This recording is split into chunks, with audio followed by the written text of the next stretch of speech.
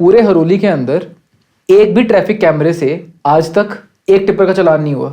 और जब मैंने इसके बारे में पूछा तो मुझे बोलते सर कैमरे से हम लोग इसका वेट कैसे नापें। मैंने कहा चलो ठीक है, अगर कैमरे से आप इसका वेट नहीं नाप सकते तो माइनिंग चेक पोस्ट तो होंगी जो चेक करती होंगी। हाँ। नहीं, पर नहीं हुआ चालान उनसे भी। आपको मैं एक एग्जांपल देता हूँ, जिस गांव की मैं बात कर रहा हूँ उस गांव का नाम है गौनपुर जयचंद। उसके साथ पंजाब का गांव लगता है महंदवानी। ओके। इन दोनों गांव के बॉर्डर के ऊपर 2 क्रशर्स हैं और इस गांव के बॉर्डर से रोज रात को 1000-1500 टिप्पर निकलता है। वहां पे कोई माइनिंग चेक पोस्ट नहीं है।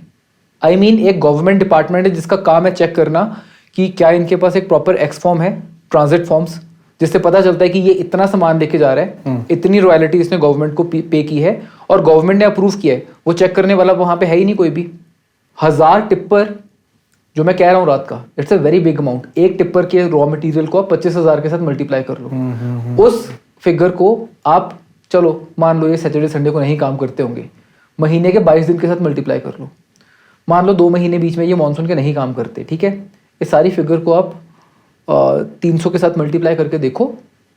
This value goes in huge number, 300-400 crore. Now my question is, वहां पे कोई माइनिंग चेक पोस्ट नहीं है, क्यों नहीं है?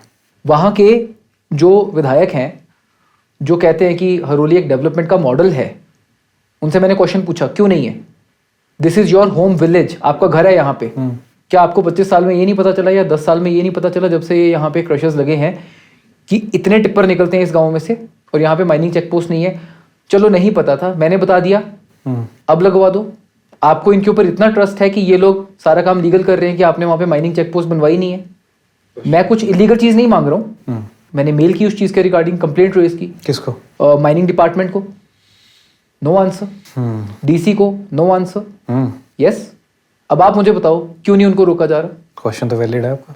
आप एक बारी शिवालिक रेंज को देखो जरा, जो हरोली से लेके बद्दी तक जाती है। It is getting डिफॉरेस्टेड।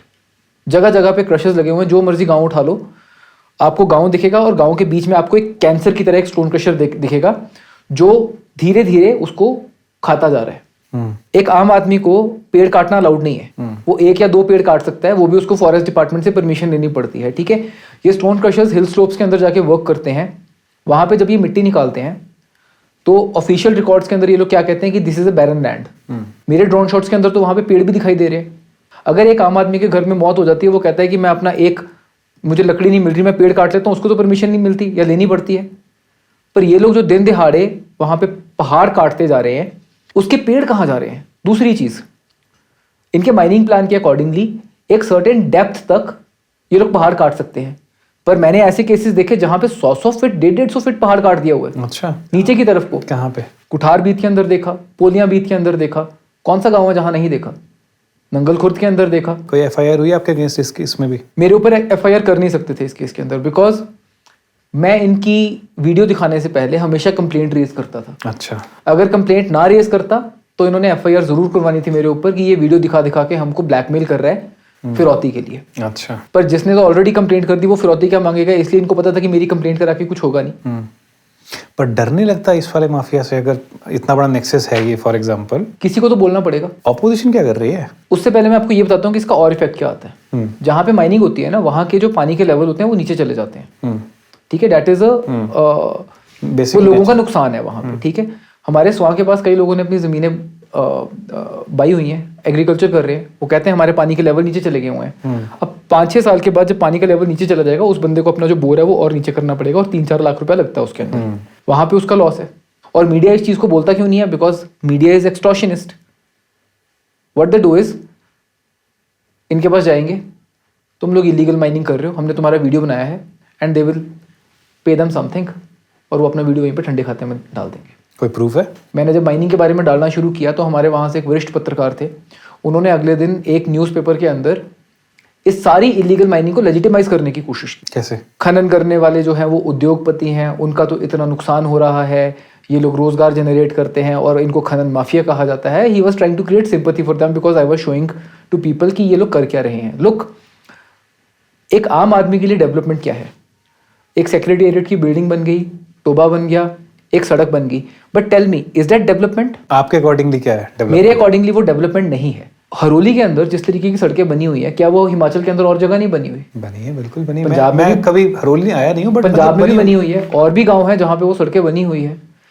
क्या हरोली के अंदर जो सेक्रेटेरिएट की बिल्डिंग बनी हुई है वो हिमाचल की बाकी सेक्रेटेरिएट की बिल्डिंग से क्या अलग तरह की बिल्डिंग है?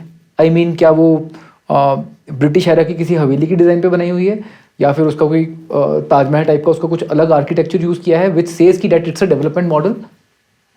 स्टेट्स ने या सेंटर्स ने फंड एलोकेट किए, धीरे धीरे काम कम या ज़्यादा मात्रा में हर जगह पहुंचा। टोबों की ब्यूटिफिकेशन हुई है। मैं आपको टोबों के बारे में बताता हूँ। मुझे लोग बोलते हैं, मैं नहीं बोल रहा, बोलते सर इन टोबों के अंदर कितना पैसा खाया गया है, हम आपको बताते हैं। बोलते कई टोबे ऐसे हैं जिनकी ब्यूटिफिकेशन के नाम के ऊपर ठेके किए गए, टोबे बने भी नहीं और उसके अंदर से करोड़ों करोड़ों पैसे खाए गए हैं। मेरी 15 RTIs आज तक ब्लॉक डेवलपमेंट ऑफिसर के साथ पेंडिंग है। अच्छा। 3 महीने से। अच्छा। मुझे ये नहीं बता रहे कि किस टोबे के अंदर किस ठेकेदार को किया, उस ठेकेदार को चूज करने का रीजन क्या था, उसके अंदर जो लोहे की ग्रिल्स थी कितने की लगी, ईंट कितनी लगी, सोलर लाइट कितने की लगी, कितने का ठेका किया गया, मुझे बताओ। 2 बरी डाली है मैंने, नहीं दे रहे। ना उसको देखते तक नहीं है।